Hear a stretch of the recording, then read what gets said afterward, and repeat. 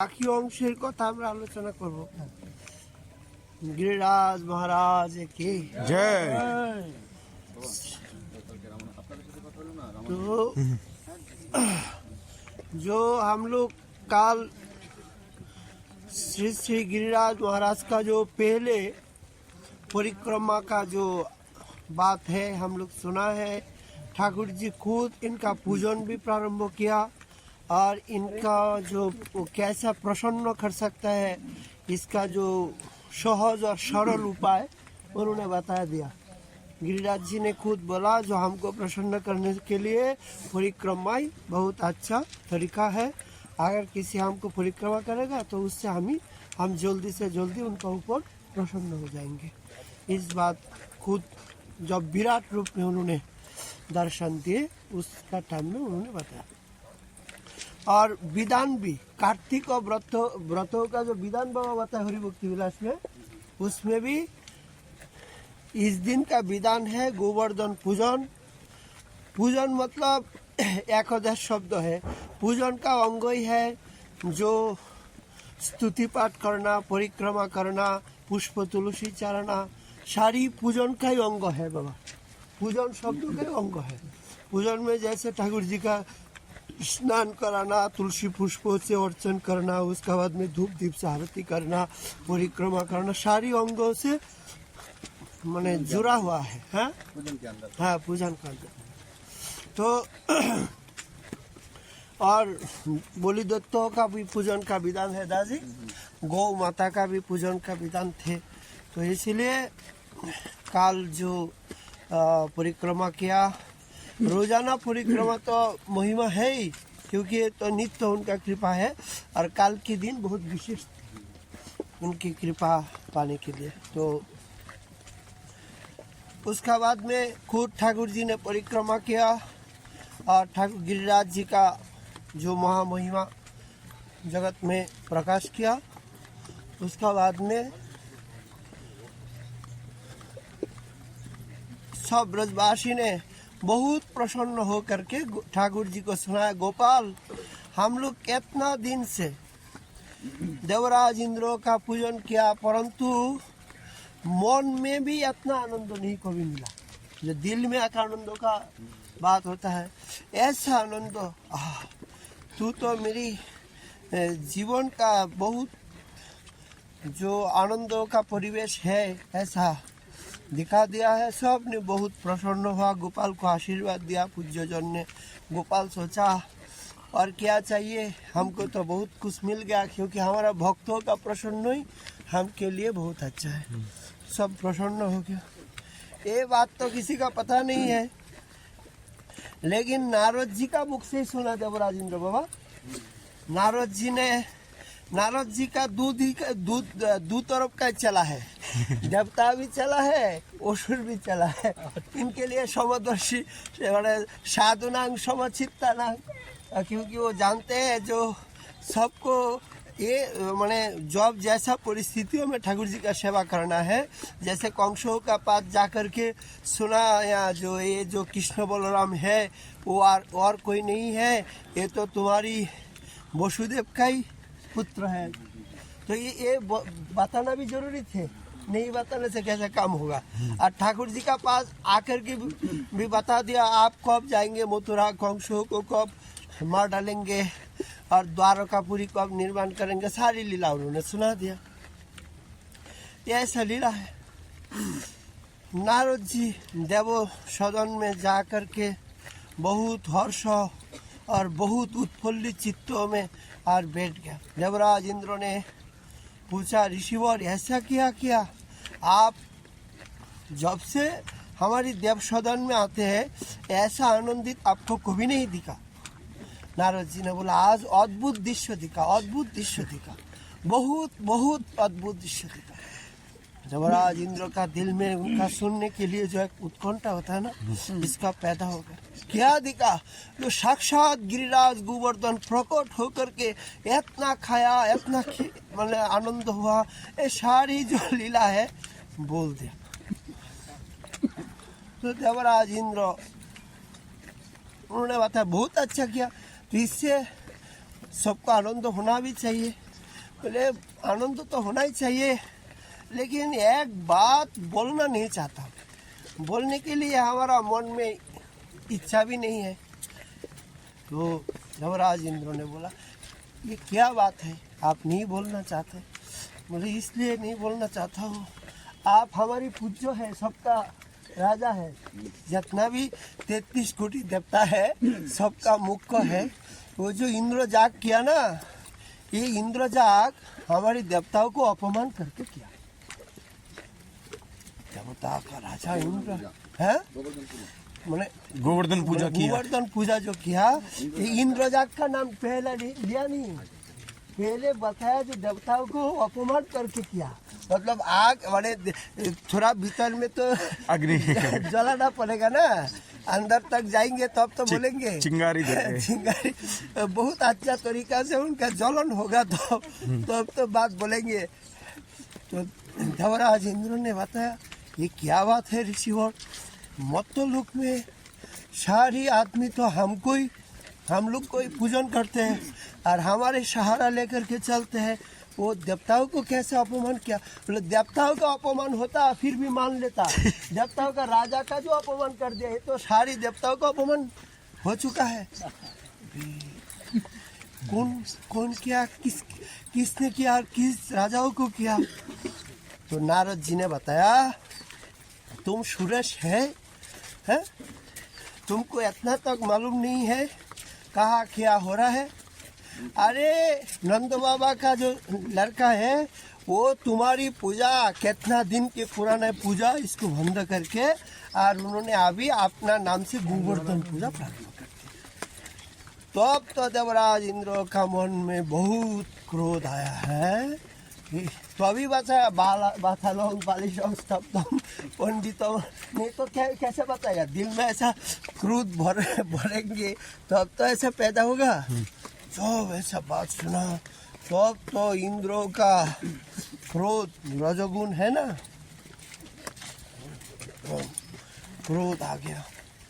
उन्होंने बोला, गोपराज नंद इसका परिणाम का बारे में कोई ज्ञान नहीं रखते हैं। बाचाल है इनका जो लड़का है ना, ये बाचाल है। बाचाल शब्दों का है व्याकरण में बाचालोंग बालिशोंग बहुनिंद वासिनी, एक तद्गीत का एक सूत्र है, जीव गोस्वामी पाद का रचित जो तद्गीत है हरिनामामृत में, इसमें सूत्र है बहुनिंद भाषिणी शब्द, मतलब बहुत से निंदात्मक जो शब्द है, इसमें बाचाल और बालिश दो शब्द आते हैं। परंतु सरस्वती ने बोला, तुम जो भी बात बोलेंगे ना, हम इससे ठाकुर जी का स्तुति करते हैं। हम क्यों अपराध, हम मरने वाली है, हम नहीं मरेंगी। तो उसका बाद में उन्होंने ठाकुर जी का बात सुन करके, बाचालो मतलब वेद प्रवर्तकम, वेद को जिन्होंने प्रवर्तन किया है ऐसा वाक्य को बोलने वाला है। परंतु शिशु प्राय अभिमान शून्य है, शिशुओं का दिल में जैसा अभिमान नहीं है ऐसा। पंडित मानी,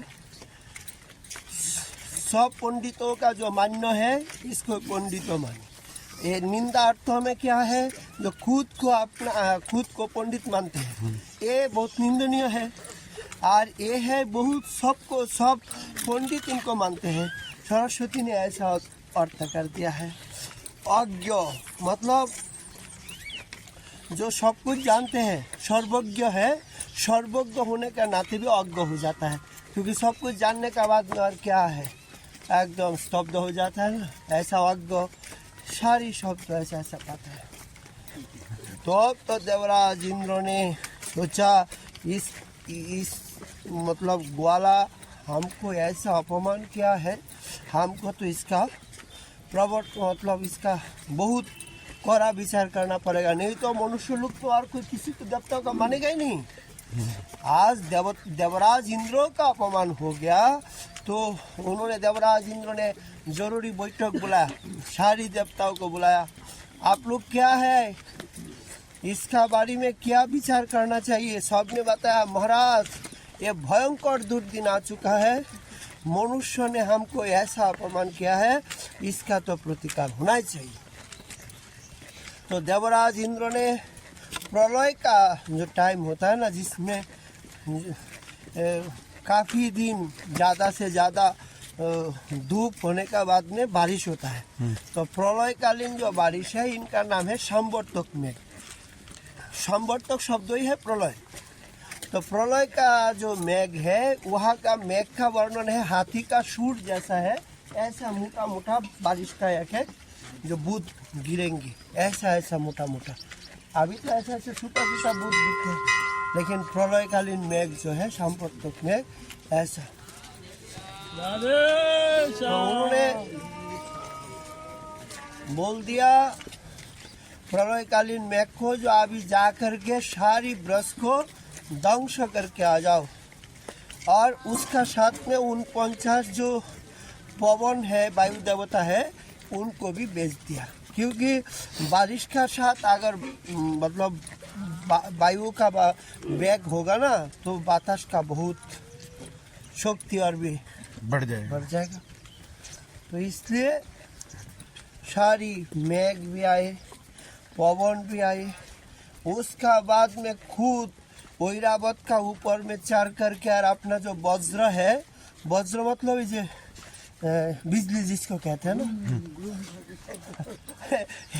ये वज्र गिर रहा है। देखो कितना दूर दिन आ गया। तो सारी ब्रजवासी बहुत भयभीत होकर के, चकित होकर के, और सोचा इनका मैंने मन में आ गया ऐसा दृश्य हम लोग को भी नहीं दिखा, नहीं सुना। इसका मतलब है क्या, जो देवराज इंद्र ही हमारी बारी में क्रोध प्रकाश किया। तो सब ने गोपाल का पास गया। गोविंद जी तो शरणागत वत्सल है, सबको अभय वाणी से शांत किया और बताया आप लोग चिंता मत कीजिए।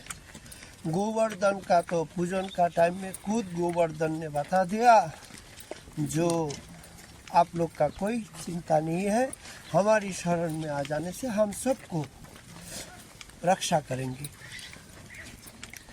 तो सारी ब्रजवासियों को ठाकुर जी ने बुलाया, और ठाकुर जी खुद पहले आकर के और गोवर्धन का जो थोड़ा सा अंश है, जो राधा कुसुम सरोवर शाम कुटीर तक का जो अंश है, उसी अंश को गिरा दिया और उसका ऊपर में रुक गया, क्योंकि पर्वत है ना, और पर्वत ऊपर में चढ़ गया। ठाकुर जी ने खुद अपना कनिष्ठ अंगुलियों से पर्वत में धारण किया, और सारी ब्रजवासियों का जितना गैया है, सारी सबको बुलाया है। और तो इतना बारिश हो रहा है, पानी अंदर जाएंगे ना, तो इसलिए जो बासुकी नाग है, वो बासुकी नाग ने ऐसा चारों तरफ से घेरा लगा दिया, क्योंकि जाते पानी अंदर नहीं जा पाएगा। इतना पानी हो रहा है। अच्छा, और पानी कहाँ जा रहा है? इतना पानी हो रहा है, तो संवर्तकालीन मेघ का पानी, इसका भी एक लीला है। ये लीला ऐसा है, देवी पार्वती और महादेव किसी टाइम में आकाश मार्ग में जाने लगा, तो उसी टाइम में महादेव ने एक ऊंचा पर्वत को देख करके दंडवत किया और एक नीचा पर्वत को देख करके दंडवत किया। तो देवी ने पूछा, यार नहीं कोई देवालय है, नहीं कोई संत है, नहीं कोई सज्जन है, आप क्यों दंडवत किए? तो महादेव ने बताया, देवी ये जो ऊंचा पर्वत है, यह 10,000 वर्ष पहले किसी संत भजन किए थे, और ये जो छोटा पर्वत है 10,000 साल बाद में कोई संत आकर के भजन करेंगे, इसलिए हम दंडवत किया। तो देवी का पास वैष्णवों का वैष्णव भजन का इतना महिमा है, तो सेवा करने से क्या होगा, बहुत महिमा प्रशंसित होगी। उसका बाद में देवी ने सोचा, अगर वैष्णवों का सेवा का ऐसा महिमा है, तो हम वैष्णवों का सेवा करेंगे। तो दूसरा दिन सुबह उनका घर में पहले सुबह अगस्त्य मुनि आ गया। अगस्त्य मुनि जब आए, तो देवी ने इनको निमंत्रण दिया, न्योता दिया, जो आज हमारी घर में आप मतदान में भोजन करेंगे। अगस्त्य मुनि तथास्तु कह करके और विदाई लिया। जाकर के महादेव को बताया, जो आज तो हमने काल आपका मुख से जैसा वैष्णव सेवा का महिमा सुना, तो आज तो हम न्योता दे दिया। महादेव बोला बहुत अच्छा किया। किसको न्योता दिया? बोले अगस्त मुनियों को। बोला हाँ, और किसी को आपको मिला नहीं, ऐसा ही मुनियों को मिला है जिन्होंने 7 सागर का पानी एक चुलुक से पान कर लेते हैं, ऐसा मुनियों को तुम न्योता दिए। इसका पानी 7 सागर का लगता है, तो चावल दाल सब्जी कितना लगेगा? देवी ने बोला हमारी भी एक नाम है अन्नपूर्णा। हम तो सारी जगत में सबको अन्न से पूर्ण करते हैं, तो हम इसको प्रसाद पाएंगे। तो देवी जब ऐसा बोला, महादेव बोला ठीक है, आप अन्नपूर्णा है और वो अगस्त है, आप दोनों का बात है, हम इसमें नहीं जाएंगे। महादेव ने जब तप में बैठ गया और अगस्त मतदान में आए, और देवी ने इतना सारी रसोई जैसा अन्नकूट हम लोग कल वर्णन किए, उसी तरीका में सारी रसोई किया। देवी आए, अगस्त को आचमन आदि सारी देकर के जब प्रसाद पाने के लिए एक जैसा 2-4 काठा जमीन है ना, ऐसा विशाल एक जमीन का तरफ में पत्तल बिछा दिया। भागवत में ऐसा वर्णना है, महादेव जो पैर का नीचे में बैठा है ना बाबा, 10 जूजन एक बट पत्ता का 10 जूजन परिमाण है, पत्ता का 10 जूजन। ऐसा पत्ता बिछा दिया और सारी खाना इतना अर्बुद दासी है, सब लेके आ रहा है। लेकिन अगस्त का जटारू ऐसा भूख से ऐसा सूखा हुआ है, सामने में आते ही अंदर में जा रहा है, पत्ता में एक भी चावल नहीं गिर रहा है। ऐसा वर्णन है पुराणों में, जो दासी चेरी का ऐसा भय हो गया, जो ऋषि ने हम लोग को गिर लेगा। मतलब ऐसा उनका खुदा, और अन्नपूर्णा भी बहुत विचलित हो गया। उसके बाद में महादेव ने सोचा, जो फिर भी तो आदमी कहेंगे जो महादेवों का घर से और अगस्त तो भूखा निकालाया, तो बात तो हमारी आएगा, तो इसलिए हमको तो एक उपाय करना है, हम नहीं जाएंगे, फिर भी एक उपाय करना है। तो भव भय निवारणकारी, महादेव का भय निवारणकारी एक है गोविंद जी। तो ठाकुर जी को शरण लिया ठाकुर जी का पास। तो ठाकुर जी सारी बात सुन करके ब्राह्मणों का बैग बना करके अन्नपूर्णा का घर का दरवाजा खटखटाया, हमको थोड़ा भिक्षा दीजिए। देवी ने बोला और किसी को भिक्षा इस जीवन में नहीं देंगे, भिक्षा का स्वाद मिट गया और किसी को खिलाएंगे नहीं। बोले नहीं भैया, हमको तो तुरा खिलाना ही है, क्योंकि हम ऐसा नियम करके आया है, जिनका घर में जाते हैं वहाँ से भिक्षा लेके ही जाते हैं, नहीं तो जाते ही नहीं। बहुत टाइम ठाकुर जी वहाँ रुक गया। उसके बाद में देवी थोड़ा बहुत फल वगैरह दिया। बोले नहीं ऐसा नहीं होगा, हम तो वहाँ बैठ करके खाएंगे, वो जो अगस्त तो प्रसाद पा रहा है। ब्राह्मण तो टीका लोग को तो अगस्त तो खा रहा है, वो भी इसका पता है। और फिर तो उनका पास में जा कर के बैठ गया। तो वो तो ब्राह्मण तो 2-4 दाना खाने के बाद में आसमन करके और हो गया। तो अगस्त का और दूसरा बाद में बैठ करके खाने का बाद में उठने से क्या होता है, स्थान जुटा हो जाता है और खाना सही नहीं होता। तो इसलिए खाना बंद हो गया। तो अगस्त ने बोला देवी ठीक है, हमको पानी थोड़ा खिला दीजिए, अभी चावल का जरूरत नहीं है, थोड़ा पानी खिला दीजिए। तो अब ठाकुर जी खुद अपना मूर्ति धारण करके बोला, अभी जो आप खाना खाया इसको अभी पचाइए। गोवर्धन यज्ञ जब होगा, जब हम गिरिराज गोवर्धन को धारण करेंगे, उसी टाइम में जब इंद्र ने संवर्धन प्रलयकालीन का जो मेघ का वृष्टि बारिश होगा ना, उसका पानी तब आप खाना। तो इस अभी क्या कर रहा है अगस्त, अभी आकर के ऐसा पानी जो सारी जो पानी है वो अगस्त ने ऐसा पी लिया। तो ऐसा अगस्त पानी पी रहा है और नीचे में बासु की सारी मतलब ये चारों तरफ घेराव करके रख दिया। और अंदर में देखो क्या बहुत आनंद है, गान बजना नृत्य गीत, क्या कहना है, अद्भुत आनंद है। और भी एक आनंद है दादाजी, जो जिस राधा रानी का दर्शन बहुत दुर्लभ है ठाकुर जी के लिए, और राधा रानी का भी दुर्लभ है ठाकुर जी का दर्शन, क्योंकि इसलिए तो पलक को भी निंदा करते हैं, जो কুটি নেত্র নাহি দিল সবে দিল দুই, তাহাতে নিমেষ দিল কি দেখিব মই। और आनंद और मदन हरि नील मूल मन देखते ना पाई नेत्र। तो आज ठाकुर जी को कोई विघ्न नहीं है, कोई बाधा नहीं है। जोटिला भी पास में है, वो भी ठाकुर जी का मुख का ओर दिख रहा है। और सब ने हरी गोपाल, हमारी गोपाल इतना हम लोग को लिए इतना कष्ट कर रहे हैं, इतना विशाल पर्वत को हाथ का ऊपर धारण करके रखा। अरे सब ने गोपाल को सहायता करो, ऐसा वर्णन है। जो श्रीदाम सुदाम दाम्बो सुदाम सखा है, सब जाकर के गोपाल को बोलते हैं, अरे तो थोड़ा टाइम के लिए विश्राम करने जा, हम लोग थोड़ा इसको पकड़ लेंगे। ठाकुर जी ने बोलते हैं, देखो एक बात सुनो, पूजन हम प्रारंभ किया है, हम इसका विधान दिया है, और ठाकुर जी प्रसन्न होकर के हमारा साथ ही बातचीत किया है, और अभी भी बोल रहे हैं जो हमारे हाथ में रहेंगे और किसी का हाथ में नहीं जाएंगे, क्योंकि जाने से गिर जाएगा, और गिर जाने से सारी गौ माता और सारी जो ब्रजवासी है सब मर जाएंगे। तो आप क्या इसका चाहेंगे? नहीं नहीं, ये तो नहीं चाहिए। फिर भी ऐसा डंडा ऐसा पकड़ दिया। तो मैया कितना बार बोलते हैं वसुदेव नंद बाबा को, जो तुम लोग क्या करते हैं?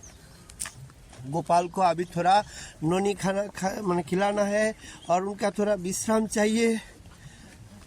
तो गोपाल कितना परिश्रम हो गया। हाँ, अरे तुम लोग थोड़ा पकड़ो, हाँ, उसको थोड़ा दूध पिला देता, हाँ, फिर पकड़ लेंगे। हाँ, तो मैया ऐसा ही मुख में जाकर के लोनी खिला देता है, ऊपर में मुख में जाता है, हाथ में थोड़ा मालिश भी कर डालता है ऐसा।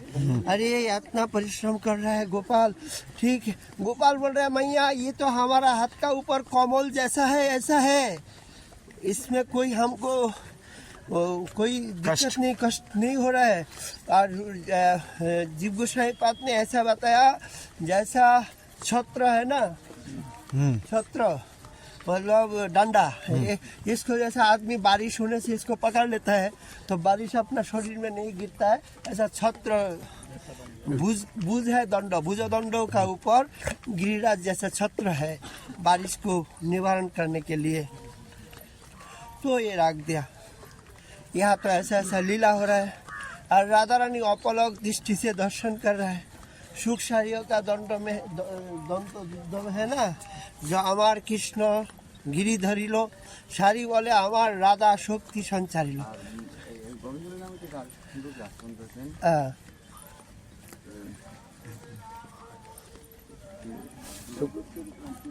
হ্যাঁ, এটা এর আগে বলছেন সুখ বলে আমার কৃষ্ণ গিরি ধরেছিল, এটা তো একটা আছেই না। ও বলছে ব্রজেশ্বর পূজা পাইয়া গিরি তুষ্ট হইয়া আপনি উঠিলা ব্রজ রক্ষার লাগিয়া, কৃষ্ণ তার তলে হস্ত মাত্র ধরে রাখয়, কৃষ্ণ গিরি উদ্ধারিলা অজ্ঞলোকে কয়। এটা এইভাবে ব্যাখ্যা করেছেন। मतलब ये जब द्वंद्व हो रहा है ना, वो बोल रहा है जो हमारा ठाकुर जी गिरी धारण कर रहा है, गिरी धारण क्या है यार, वो सारी बोल रहा है जो नहीं, हमारी राधा रानी उनका शक्ति दे करके गिरी धारण कराया। तो वो बोल रहा है तुम तो अज्ञ है, तुमको पता ही नहीं है। अरे गोपराज नंद ने खुद पूजन किया, ये तो श्रीदाम ने भी बताया ना, श्रीदाम ने भी बताया। जब ठाकुर जी बोला जो हम तो गोवर्धन धारण किया है, सारी बात सुना है, पुतना मुख लीला से प्रारंभ करके सब बात उन्होंने खंडन कर दिया। बोला जाचे ये बात तो तुमको मानना पड़ेगा, जो गोवर्धन हम खुद धारण किया है। बोले देखो ये हमको सब मालूम है, तुम धारण कुछ नहीं किया है, गोवर्धन तो खुद अपनी ऊपर में इच्छा से ऊपर उठ गए, ऊपर चढ़ गया। और तू तो इतना आदमी है लेकिन तेरा दिमाग बहुत काम करता है, तो जा करके अपना हाथ ऐसा पकड़ दिया, और पकड़ने से आदमी क्या करता है, कोई कठिनाई काम होता है तो डान हाथ को पहले पकड़ लेता है, और तू तो बाम हाथ को पकड़ दिया। अरे बाम हाथ में भी तू इतना ताकत दिखाया जो एक अंगुल पकड़ दिया। अंगुल भी एक है, अंगुल भी एक जो मोटा ताजा है इसको नहीं, एक कनिष्ठ अंगुल को पकड़ दिया। इससे पता चलाता है जो हम इतना बलिष्ठ है, इतना शक्तिशाली है। अरे हम लोग का पता है ये तो गोपराज से प्रसन्न होकर के और ऐसा खुद ही ऊपर में चढ़ गया है। तो ये इससे हो गया, पूजन हो रहा है, राधा रानी है, गान बाजना हो रहा है। देवराज इंद्र ने दूत भेजा जो जा करके दिख के आओ कैसा क्या हो रहा है सारा ब्रजमंडल में। वो सारा वृंदावन घूम करके जा करके महाराज को बताया, महाराज एक भी आदमी नहीं है, सब मर चुका है, किसी को कोई भी नहीं मिला है, एक गैया भी नहीं है, एक भी बालक भी नहीं है, बुढ़ा भी नहीं है, कोई नहीं है, सब मर गया है। इंद्र बोला आप भी समझेगा ना, क्योंकि हमारी पूजा बंद करके और उन्होंने ऐसा गलती की है तो इसलिए इनको दंड भोगना ही पड़ेगा। फिर से जाओ, कोई अगर इधर उधर होगा तो वही हम खुद जाकर के वज्र फेंकेंगे। वो घूमने लगा, घूमते घूमते आवाज सुनाई देने लग गया, जो कीर्तन हो रहा है ना, गाना नाचा ऐसा हो रहा है। पूरे ये तो एक भी मोरा नहीं, सब तो गोवर्धन के तल में है, सब गा रहा है, नाच रहा है। अरे संकट का टाइम में, विपद का टाइम में कोई गाना बाजना करेगा? कोई गाना बाजना नहीं करेगा। आनंदों का टाइम में गान बाजना होता है। महाराज कोई मरा नहीं, सब है। और गोवर्धन उनका इतना खाया ना, इतना खाने से इनका पेट इतना मोटा हो गया, इसलिए ऊपर में चढ़ गया। तो इसलिए यार उसका नीचे सब जा करके गाना बाजना आनंद उद्बोधन कर रहे। इंद्र ने सोचा ओ हमारी थोड़ा गलती हो गया, क्योंकि हमने सारी पर्वतों का जो पंखा है इसको हम पहले काट दिए थे, लेकिन गोवर्धन का पंखा को हम काटा नहीं। तो इसलिए वो ऊपर में चढ़ गया और सारी ब्रजवासी इनका शरण लिया। ठीक है मैं जाता हूँ। इंद्र ने फिर आकर के हजार हजार हजार जो वज्र है गोवर्धन का ऊपर ने और फेंका, लेकिन बांस फेंकने से क्या होगा? वो दूध भेजा, जा करके देखो अभी तो गोवर्धन चूरमार हो जाने का बात है, क्योंकि इतना हम बात फेंक, तो अभी तो गोवर्धन चूरमार हो गया। महाराज गोवर्धन चूरमार का बात छोड़ दीजिए, एक पत्ता भी हिला नहीं, एक पत्ता भी गिरा नहीं। जो एकदम जो पाका हुआ पत्ता है ना, जो गिरने वाला है वो भी नहीं गिरा। क्या है ऐसा चमत्कार कैसा हो रहा है, हमको भी पता नहीं चल रहा है। इंद्र का माथा थोड़ा घूमने लग गया और उनका जो सारी शरीर का जो आँख है ना ये पटकने लग गया। अरे सारा शरीर में दिखती है। हाँ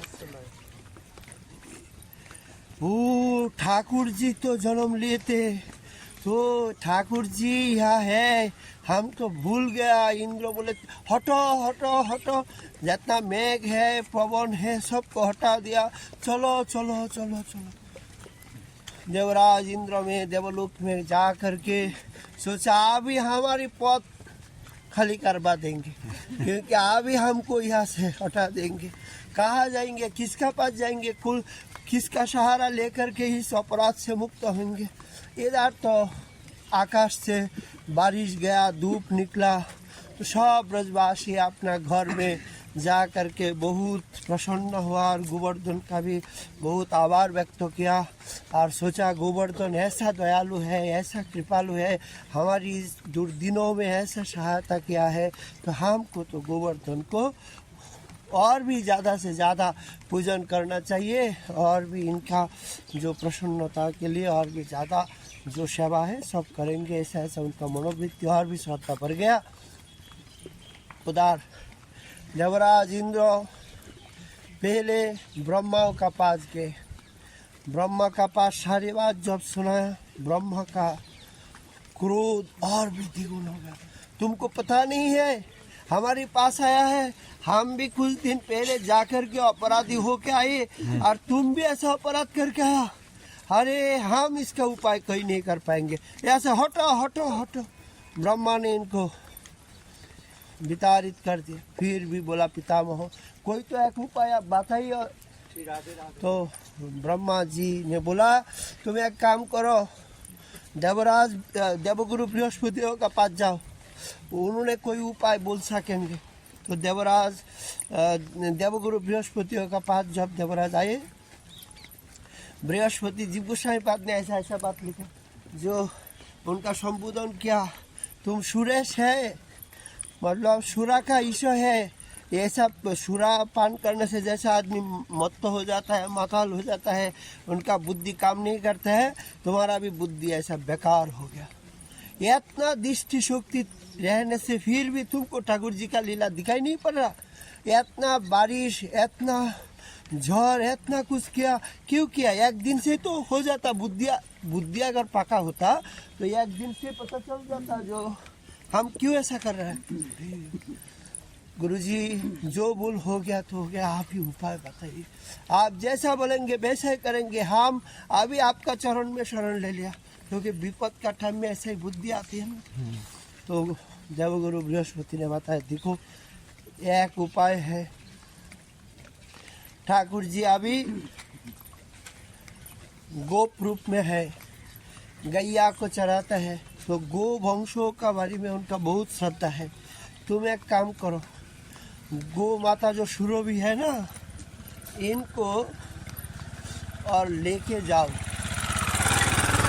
और सुरभि मैया को लेकर के पहले वहाँ ठाकुर जी का वहाँ बेच देना। तो सुरभि मैया को ठाकुर जी का वहाँ बेच दिया। देवलोक से आए तो सुरभि मैया पहले आया। एक गोवर्धन खतट में सुरभि कुंड है, थोड़ा आगे। तो सुरभि कुंडों का और जब ठाकुर जी आए, गौ माता आया, तो ठाकुर जी देख करके बहुत प्रसन्न हुआ उनका पास धीरे धीरे। तो देवराज तो पीछा है ही है, क्योंकि सुरभि मैया भी थोड़ा यहाँ मतलब किसी अभी बात नहीं याद आ रहा है, जो हुआ था इसका थोड़ा घटना है ये मन में नहीं आ रहा है। इस घटना से तामाक का उत्पन्न हुआ।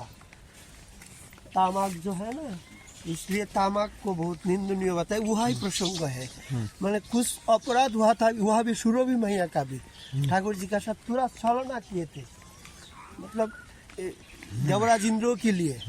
ये बाद में मैं देख के बताऊंगा, वह एक प्रसंग है जो भी है।